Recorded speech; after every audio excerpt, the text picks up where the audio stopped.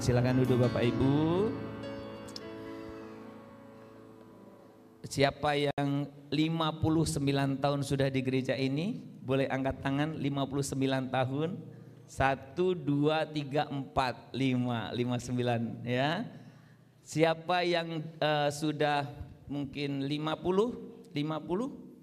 Ada yang 50 tahun di sini? Ada ya 50 tahun.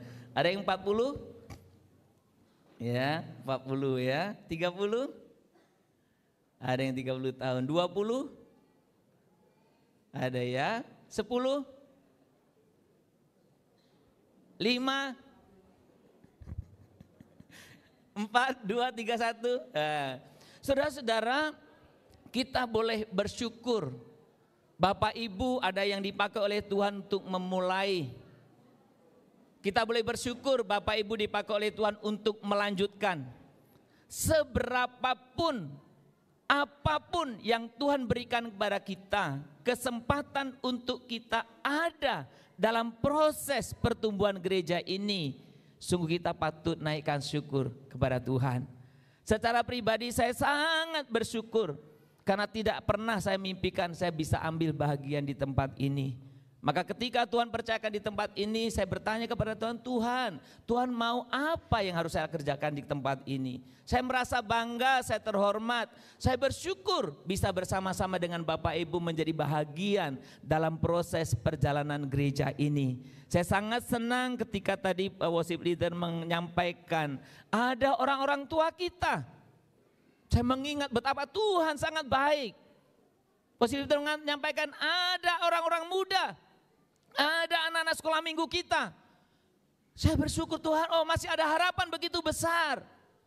Karena ketika kita hanya melihat semua orang tua dan tidak anak-anak, tidak ada anak-anak, kita bisa bayangkan bagaimana gereja kita ke depan. Hari ini kita mendengar sedikit kebisingan. Ya, karena anak-anak kita di depan bising ribut. Tapi ketahuilah Bapak Ibu, mereka yang ribut itulah nanti yang akan sama-sama membangun gereja ini. Amin saudara. Kita percaya semakin ada banyak anak-anak datang ke gereja ini. Gereja ini harus ramah dengan anak-anak muda. Supaya ke depan gereja ini juga semakin kuat. Dan saya yakin Bapak Ibu, para sesepuh kita makin merasa bangga. Karena Tuhan boleh memakai Bapak Ibu sekalian untuk boleh menjadi pemula hari inilah ya saudara. Baik saudara, kita akan bersyukur hari ini kita boleh merayakan hari ulang tahun kita yang ke-59 dan kita mengangkat tema bersyukur atas tuntunan Tuhan. Saudara, dalam kehidupan kita semestinya menyenangkan hati Tuhan itu menjadi satu kerinduan atau tujuan utama kita. Dan kita bersama-sama di dalam proses bergereja, di dalam proses perjalanan rohani kita selalu bertanya, Tuhan bagaimana saya bisa melakukan sesuatu yang bisa menyenangkan Tuhan. Saudara, saya yakin ketika Bapak Ibu melatih apapun untuk beribadah, satu tujuan kita pasti punya tujuan yang sama. Kita ingin menyenangkan Tuhan.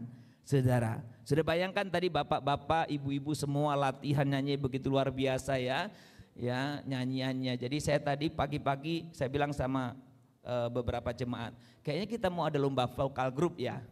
Karena di mana-mana ada latihan. Ya saya tahu kalau yang nggak latihan itu nggak ikut itu ya. Saudara, luar biasa saudara. Jadi kita berjuang, kita bergumul, Tuhan apa yang menyenangkan hatimu? Dan kita bertanya bagaimana saya bisa menyenangkanmu, dengan cara apa? Tetapi menjadi persoalan kita adalah ada banyak orang percaya mencoba bertanya, mencari, tanya sana, tanya sini, tanya orang-orang yang hebat, ya kan? Apa sih yang Tuhan inginkan? Tetapi yang menjadi hal yang ironis adalah karena kadang kita mengabaikan apa yang Tuhan sendiri sudah jelas-jelas nyatakan Dia ingin ini. Itu ibaratnya begini Bapak Ibu. Ya, dalam kehidupan rumah tangga suami istri, suaminya itu sudah tahu sebenarnya istrinya udah ngomong, saya pengen ini. Tapi waktu ulang tahun, cari sana cari sini, istriku senang apa ya? Udah ngomongnya istrinya. Sama juga dengan suami kan. Suami sudah ngomongnya, "Ma, aku pengen ini." Tapi waktu ulang tahun istrinya bingung. Suami saya suka apa ya? Padahal udah ngomong. Orang percaya juga sama, demikian. Salah satu yang sangat jelas Tuhan inginkan untuk kita lakukan dalam hidup kita adalah, kita baca ayatnya yuk, saudara-saudara, kita baca bersama-sama. Mengucap syukurlah dalam segala hal, sebab itulah yang dikehendaki Allah di dalam Kristus Yesus bagi kamu. Jadi Tuhan ingin apa? Kita bersyukur. Tuhan itu ingin saya dan saudara bersyukur. Jadi kalau saudara ingin tahu kehendak Tuhan, ini salah satunya, bersyukur. Maka hari ini di tahun ke-59 kita mengangkat topik yang sederhana tetapi itu yang Tuhan inginkan, mengucap syukur. Maka kita bersyukur atas tuntunan Tuhan, saudara. Mengucap syukur tentu di dalam segala hal. Saya membayangkan perjalanan gereja kita 59 tahun. Ya. Awal mula bagaimana? Saudara, tahun ini kita tidak sampaikan sejarah. Kita sudah berencana nanti tahun 60 tahun depan kita akan coba buat yang lebih baik. Semuanya. Ya, jadi ulang tahun ke-60 nanti Bapak Ibu mulai siapkan dari hari ini. Nanti ke-60 gereja kita yang ulang tahun ke-60 kita rayakan dengan lebih besar lagi. Harapan kita nggak muat di sini. Ada seorang jemaat bilang, "Pak, jangan di sini. Kalau di sini masih muat, di sini. Kalau pengen nggak di sini, buat tempat ini nggak muat. Baru nggak di sini. Ya kalau di sini masih muat, di sini aja lah, ya kan. Tapi kalau pengen kita keluar, ayo. Tahun ini kita bersama-sama buat tempat ini nggak muat. Kita perayakan di tempat yang lain. Amin, saudara. Kok lemes kayaknya. Amin, saudara. Iya, jadi kita bawa orang masing-masing. Nanti saya akan jelaskan, saudaraku. Perjalanan gereja kita, perjalanan gereja secara sebetulnya administrasi organisasi itu ada tahap-tahapnya. Dan saya tidak akan menjelaskan ini hari ini. Tapi saya ingin mengingatkan kita, pasti perjalanan pemula gereja ini dengan yang mungkin sudah 10 tahun, mungkin yang sudah 20 tahun, mungkin yang 30 tahun, atau bahkan mungkin yang sudah usianya 50 tahun ke sini sampai 59, itu tantangannya berbeda-beda. Persoalannya berbeda-beda, sukacitanya berbeda-beda. Pasti seiring bertumbuhnya gereja itu, saudaraku, semakin beda satu dengan yang lain persoalannya. Saudara, hari ini kita bersyukur atas penyertaan Tuhan, atas tuntunan Tuhan selama 59 tahun. Saya ingin mengajak kita merenungkan satu bagian dari firman Tuhan dari Yesaya pasal yang ke-58 ayat yang ke-11. Bapak Ibu, mari kita membaca ayat ini. Kalau Bapak Ibu membawa Alkitab, buka, karena ini ulang tahun jadi bonus lah ya, saya tulis di depan. Yuk kita baca bersama-sama, 1, 2, 3. Tuhan akan menuntun engkau senantiasa, akan memuaskan hatimu di tanah yang kering, dan akan membaharui kekuatanmu. Engkau akan seperti taman yang diairi dengan baik, dan seperti mata air yang tidak pernah mengecewakan. Iya, saya akan baca sekali lagi ya. Jadi saya yang kabur ternyata. Tuhan akan menuntun engkau senantiasa dan akan memuaskan hatimu di tanah yang kering dan akan membaharui kekuatanmu. Engkau akan seperti taman yang diairi dengan baik dan seperti mata air yang tidak pernah mengecewakan. Saudara, kita akan merenungkan bahagian ini sehubungan dengan bagaimana Tuhan menyertai saya dan saudara, dan bagaimana Tuhan akan menuntun saya dan saudara dalam perjalanan rohani pribadi atau bahkan dalam perjalanan rohani sebagai komunitas GMI Jakarta Pusat. Saudara-saudara, saya ingin mengajak kita melihat kapan, bila mana atau seperti apa sih firman Tuhan ini disampaikan kepada penerima awalnya. Nabi Yesaya dipakai untuk menyampaikan firman Tuhan ini dalam situasi apa? Saudara, kalau kita membaca di dalam kitab Yesaya pasal 58 itu LAE memberikan judul kesalehan yang palsu dan yang sejati. Saudara, saya mau menceritakan sedikit. Pada waktu orang Israel mendengar firman yang kita baca tadi, adalah mereka sedang ada dalam kesulitan sebenarnya. Secara status mereka itu kan dibuang di Babel. Secara status mereka yang umat pilihan Allah itu, tetapi tidak jelas statusnya. Karena mereka dibuang, bukan merantau ya, dibuang istilahnya. Sebagai orang-orang yang percaya Tuhan Allah, mereka kok kalah oleh orang-orang yang tidak percaya. Tetapi Bapak Ibu, yang kita perlu catat, mereka ini orang-orang yang setia melakukan ritual ibadah keagamaan mereka. Nah, saudara, dalam situasi yang sedemikian, saya pernah sampaikan mungkin dalam kesempatan yang berbeda, bahwa di mana mereka mengalami krisis identitas, mereka mengalami krisis iman, mereka mengalami krisis jati diri mereka itu. Tuhan berkata begini, Tuhan akan menuntun engkau senantiasa dan akan memuaskan hatimu di tanah yang kering dan akan membaharui kekuatanmu.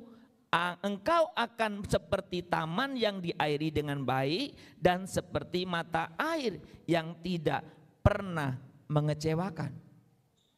Jadi ketika mereka sedang dalam kondisi yang tidak baik-baik saja, firman Tuhan ini datang. Saudara, saya ingin mengajak kita melihat 3 hal sesuai dengan ini. Yang pertama, saudara, tadi saya katakan karena LAI juga memberikan judul kesalehan yang palsu dan yang sejati. Orang Israel pada waktu itu orang yang sangat setia melakukan aktivitas rohani. Perhatikan baik, orang yang sangat setia melakukan aktivitas rohani. Tetapi yang menjadi persoalan, aktivitas rohani itu hanya sekedar aktivitas. Tidak mengubah apa-apa di dalam dirinya, tidak berpengaruh apa-apa dalam hatinya, bahkan dikatakan merupakan ibadah yang istilahnya jadinya pura-pura begitu. Munafik. Ya, munafik. Contoh yang diberikan di dalam kitab Yesaya 58 itu apa? Contohnya tentang puasa. Saya jarang khotbahkan ini ya. Karena kalau saya khotbahkan ini kepada orang yang tidak biasa puasa nanti jadi nggak mau puasa. Saudara, orang Israel biasa puasa. Dia puasa nggak makan. Tapi nindas orang miskin, sama aja. Puasa nggak makan, tapi berlaku tidak adil. Ya, dulu ada seorang teman pendeta dari timur itu menulis Yesaya 58 itu dengan judul membebaskan belenggu kemiskinan. Kakinya gambar bukunya itu sampulnya dibuat kaki yang diikat pakai rantai. Yang dibahas adalah dari Yesaya 58 ini. Jadi orang beragama tapi saling menindas. Orang beragama tetapi orang yang taat ritual agama tetapi tidak memperlihatkan hidup seperti itu. Itu disebut ibadah atau kesalehan palsu. Nah, makanya dalam bagian ini Tuhan nyatakan Tuhan ingin kesalehan yang benar, ibadah yang benar, ibadah yang sejati. Apa ibadah sejati itu? Ibadah yang di dalamnya saya dan saudara mengalami perjumpaan yang dalam dan indah dengan Tuhan Allah.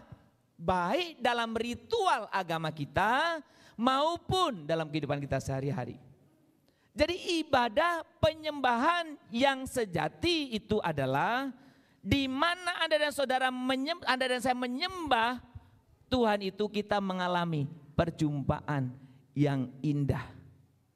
Di mana ketika saya dan saudara sedang ibadah ini, di mana dalam kehidupan kita sehari-hari. maka ibadah yang benar itu ibadah yang akan mengubahkan saya dan saudara. Saudara, saya ingin kita ketika di tahun 50 ke ulang tahun ke-59 ini, kita coba mereview kembali. Sudah berapa tahun saya ibadah? Apa yang berubah dari saya? Sudah berapa tahun saya menyembah Tuhan? Sudah berapa kali saya menyelesaikan pembacaan firman Tuhan? Sudah berapa kali saya berdoa? Sudah berapa kali bahkan saya sudah melayani? Sudah sebanyak mana, sejauh mana hidup saya dan saudara diubahkan?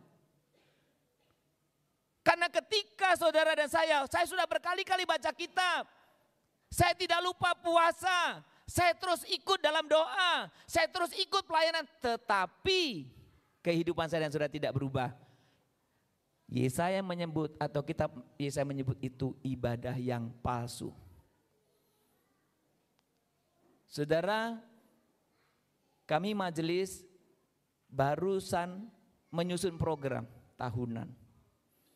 Salah satu evaluasi yang kami bicarakan diantaranya adalah panitia kebaktian.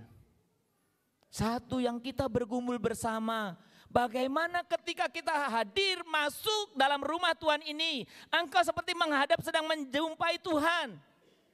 Berarti itu menyangkut apa? Sikap kita. Menyangkut apa? Fokus kita. Saudara, baik Bapak Ibu maupun rekan-rekan saya yang pemuda-pemudi, ketika engkau masuk dalam rumah Tuhan, kita sedang menghadap Dia. Perjumpaanmu dengan Tuhan itulah yang mengubah engkau. Perjumpaanmu dengan Tuhan itulah yang memperbaharui dirimu. Perjumpaanmu dengan Tuhan itulah yang membawa saya dan saudara mengalami hal yang indah bersama Tuhan. Saudara, ada dua hal ini diingatkan. Hei yang ibadah palsu, berubahlah, ibadahlah yang sejati. Yang engkau sudah melakukan ibadah yang beneran, teruslah bertumbuh di dalamnya. Tetapi saudara, dalam dua tekanan ini Tuhan itu jelas ngomongnya. Apa dikatakan? Aku akan senantiasa kan ya menuntun engkau. Berarti Tuhan Allah akan menuntun kita. Kapan? Senantiasa. Jadi saudara, tuntunan pemeliharaan Tuhan itu kasih Tuhan itu kasih tak bersyarat. Sumardi, kamu mau bandel, mau kayak apa? Aku mau tuntun kamu. Jadi dari statement ini sebetulnya paling tidak kita melihat tiga. Yang pertama, Tuhan ini selalu menuntun kita. Selalu berarti nggak ada breaknya. Hah? Kita kadang dikasih tugas berturut-turut aja.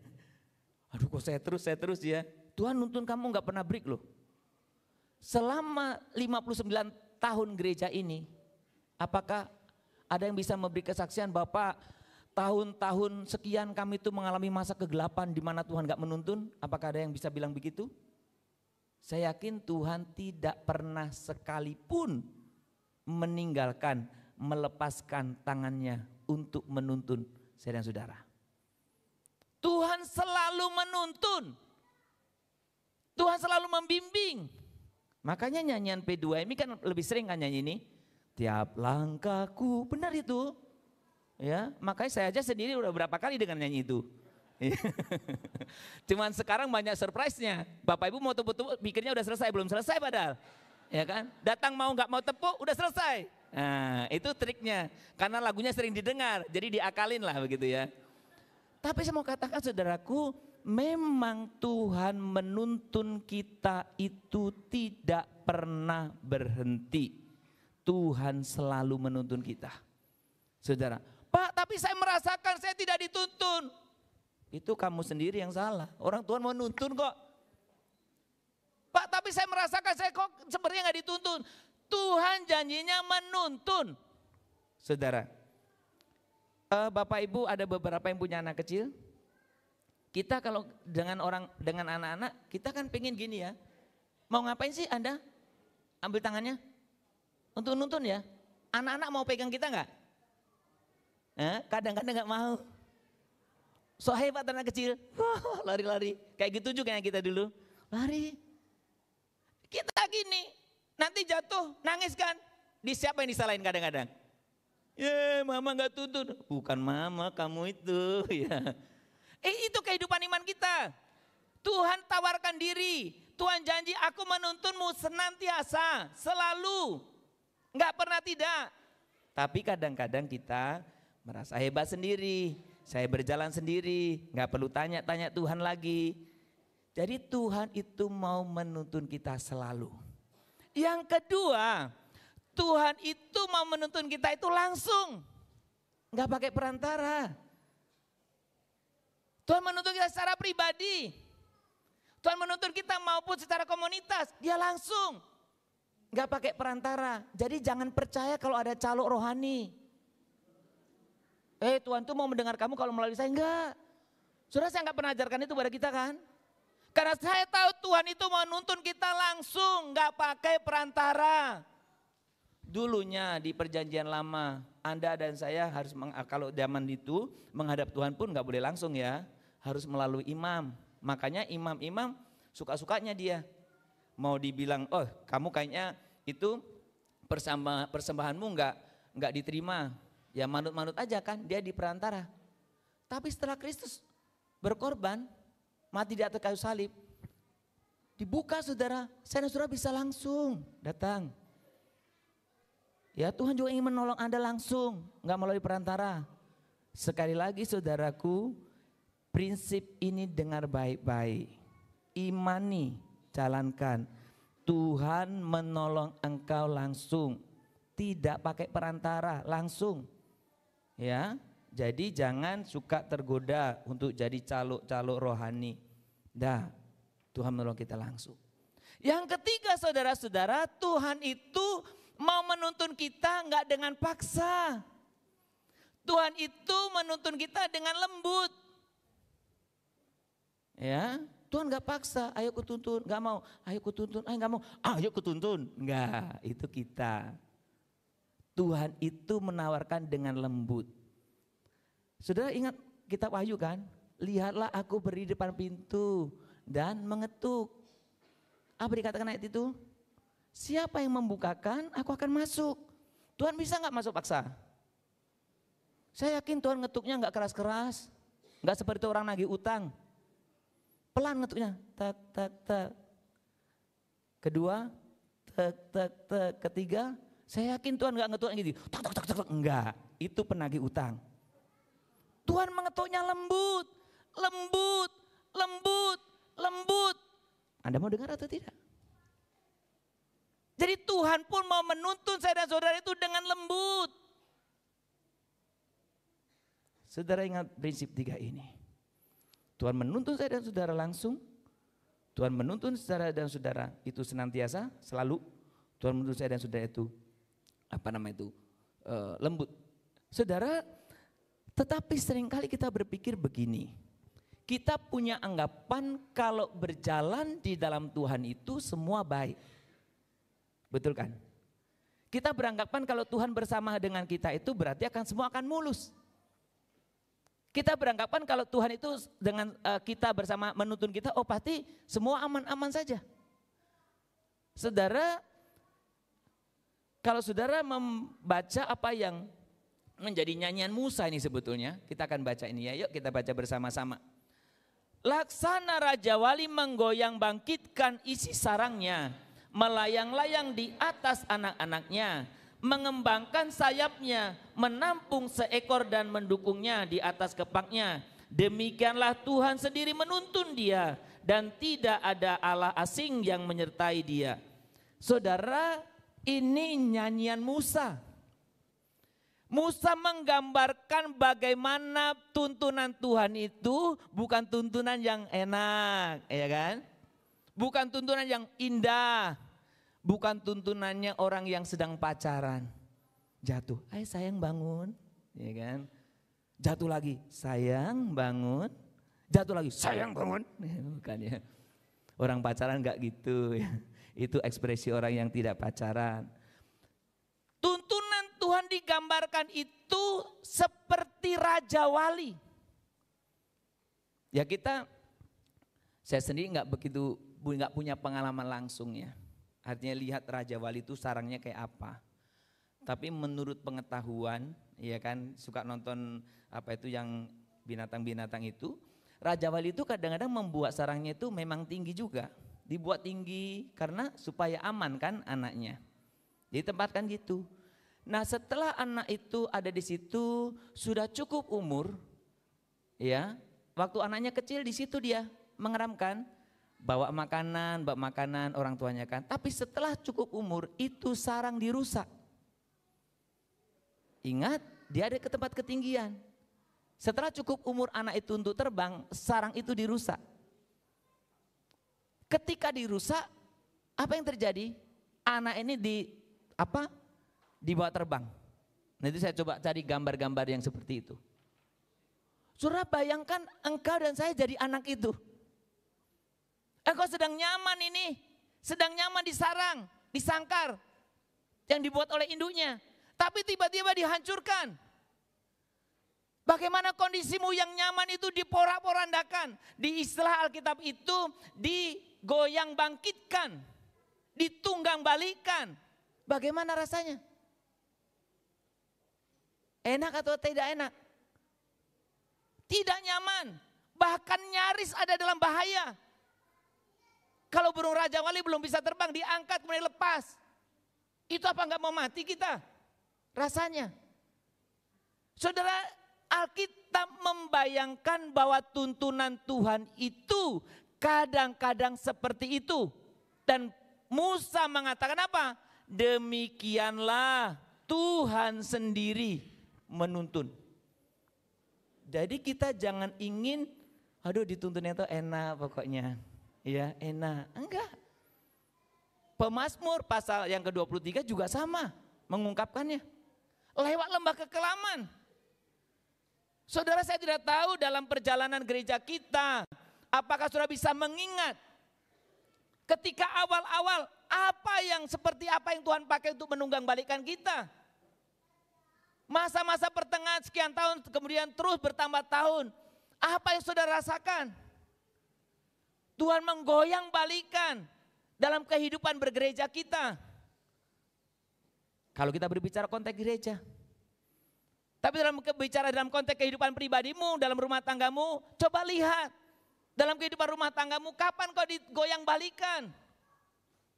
Saudara, dalam gereja ada masalahnya sendiri. Dalam kehidupan pribadi kita ada masalahnya sendiri. Tetapi satu prinsip yang sama adalah ketika kita ada dalam tuntunan Tuhan. Ketika engkau boleh memastikan dirimu engkau sedang ada dalam tuntunan Tuhan. Tuntunan Tuhan itu enggak pernah salah. Tuhan akan menuntun kamu melalui semua itu untuk engkau lebih baik. Anak burung Raja Wali ketika diobrak-abrik sarangnya karena mamanya, induknya ingin Raja Wali bisa terbang.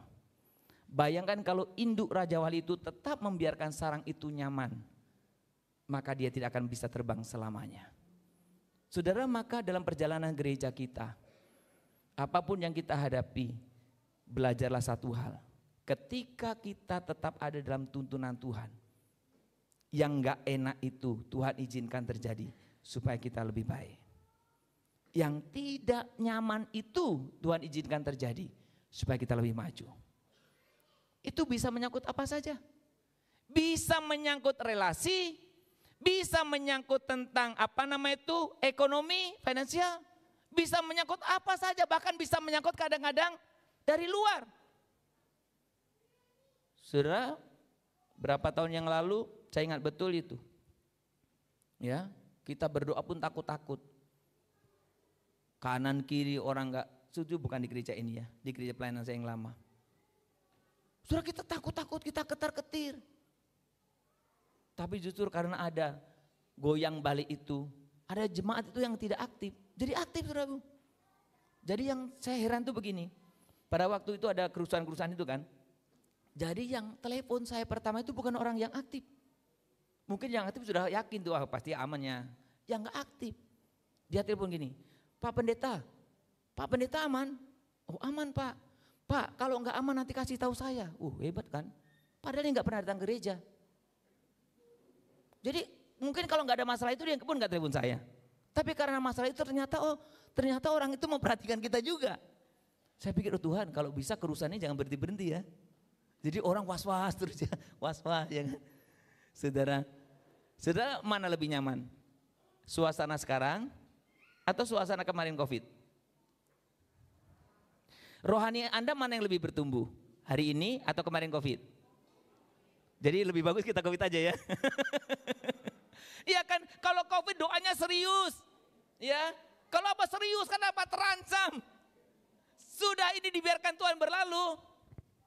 Aku masih seperti yang dulu gereja malas-malesan. Doa juga ngantuk-ngantuk, lebih banyak tidurnya daripada doanya ya kan. Sudah jadi Tuhan menunggang balikkan, menggoyang bangkitkan kita. Itu untuk kebaikan kita. Jadi apapun yang dihadapi dalam gereja, apapun yang dihadapi dalam rumah tanggamu, apapun yang dihadapi dalam kehidupan pribadimu, selagi engkau ada dalam tuntunan Tuhan, enggak usah takut. Kenapa? Apapun yang terjadi itu Tuhan izinkan untuk engkau lebih baik lagi. Engkau bisa naik satu tingkat, naik tingkat berikutnya, naik tingkat berikutnya. Saudara, biarkan di usia 59 ini kita bisa melihat penyertaan yang demikian. Saudara, ada banyak orang susah bersyukur karena selalu membandingkan tempat lain. Orang kurang bersyukur kenapa? Selalu melihat yang lain. Kalau di konteks rumah tangga dia pikirkan rumah tangga yang lain. Kalau di konteks gereja dia pikirkan gereja lain. Saudara, kita nggak pernah bisa bersyukur. Belajarlah lihat di dalam keluargamu, di dalam gerejamu. Cintailah gereja kita.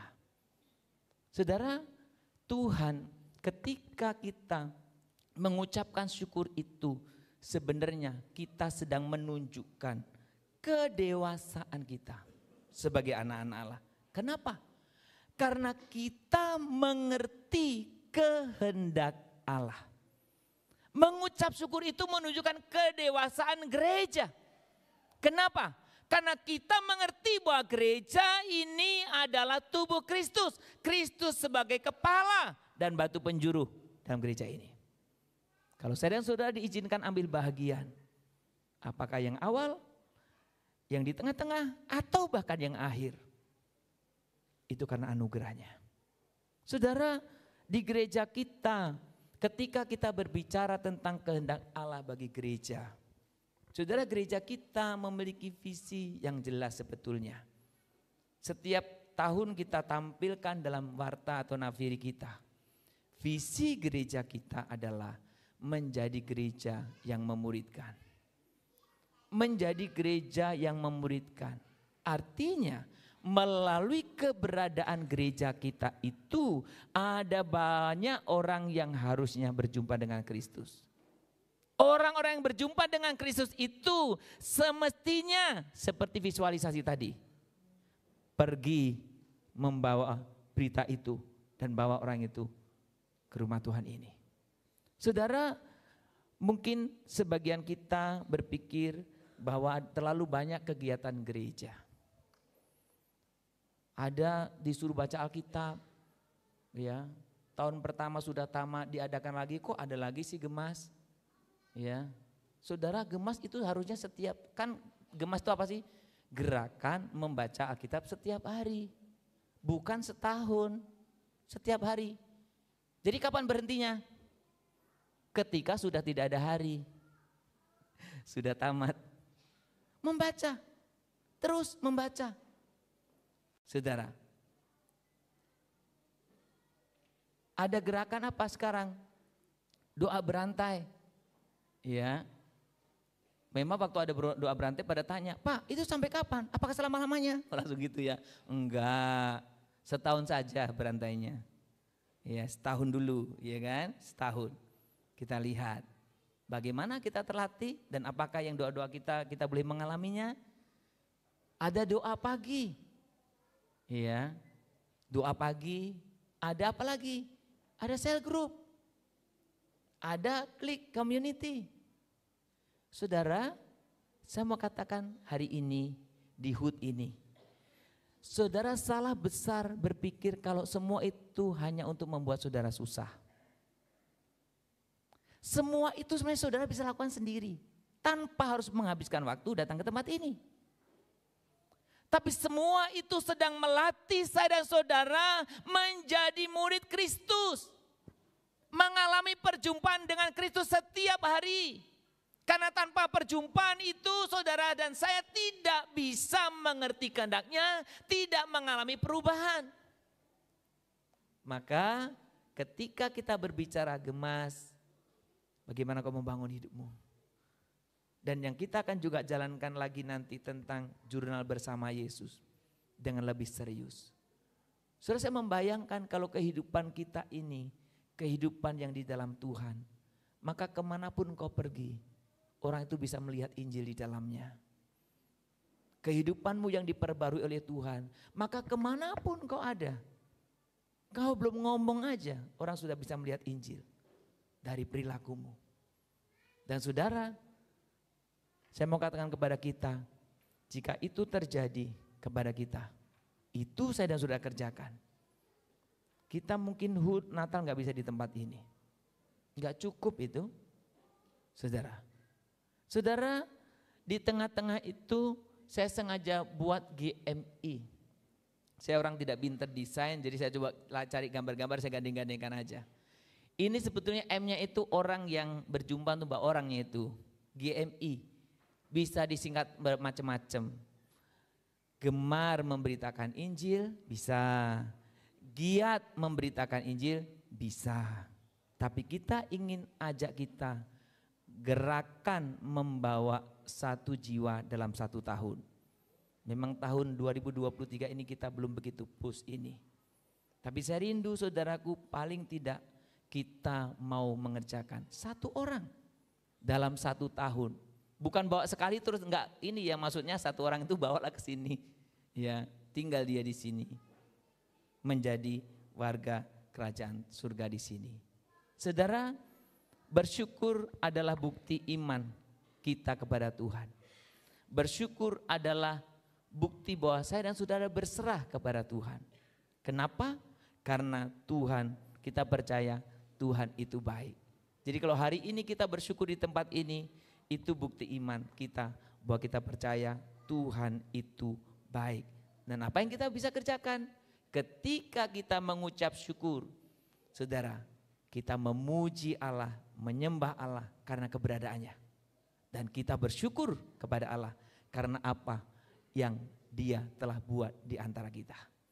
Saudara, kiranya di usia yang ke-59 tahun ini, saya dan saudara merasakan betul-betul penyertaan Tuhan dalam kehidupan Bapak Ibu dan saudara-saudara secara pribadi, dalam kehidupan gereja kita. Dan berdoa dan ambillah bagian supaya dalam perjalanan tahun berikutnya saya dan saudara bisa terlibat lebih aktif lagi. Mari kita tundukkan kepala kita. Kita mempercayai bahwa Tuhan bersama dengan kita. Kita ingin bersama dengan Bapa kita melewati setiap hal dan kita ingin cari perkenanan Dia. Tuhan, kami mengucap syukur buat semua ini. Kami mengucap syukur buat semua dinamika yang Tuhan izinkan terjadi. Kami bersyukur kalau kami ada hari ini. Dan kami percaya Tuhan, Engkau yang telah menolong kami, pertumbuhan gereja kami selama 59 tahun. Engkau juga akan memimpin terus kehidupan dan perjalanan gereja ini. Kami ingin mengerjakan apa yang Tuhan kerjakan. Kami ingin mencari perkenanan-Mu.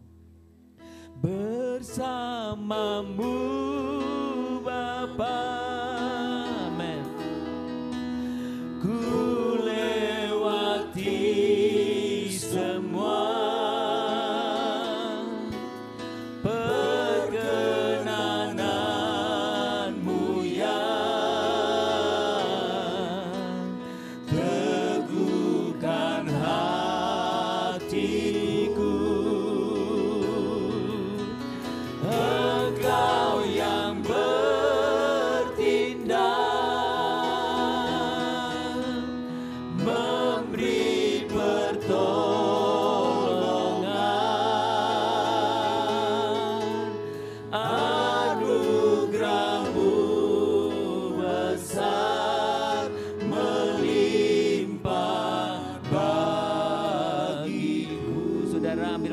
sebentar untuk kau boleh sungguh mengucapkan syukur kepada Tuhan, baik secara pribadi dalam kehidupanmu maupun secara komunitas dalam kehidupan gereja kita.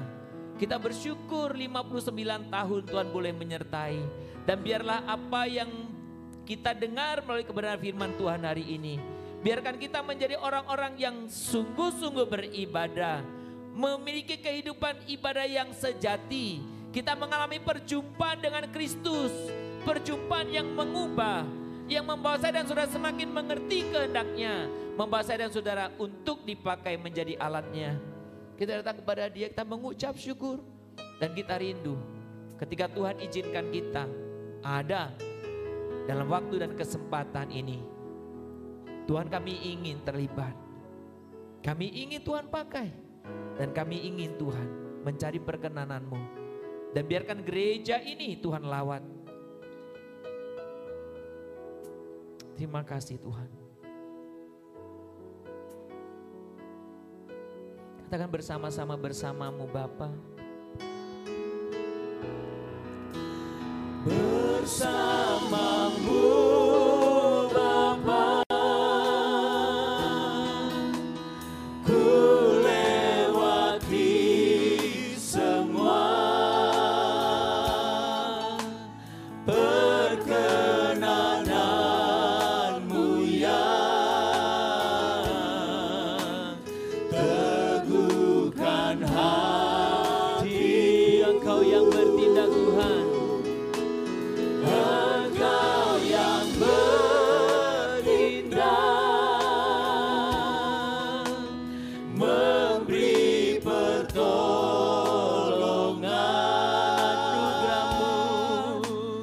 Anugerah-Mu besar melimpah bagiku. anugerah-Mu besar ya Tuhan, kami mengucap syukur.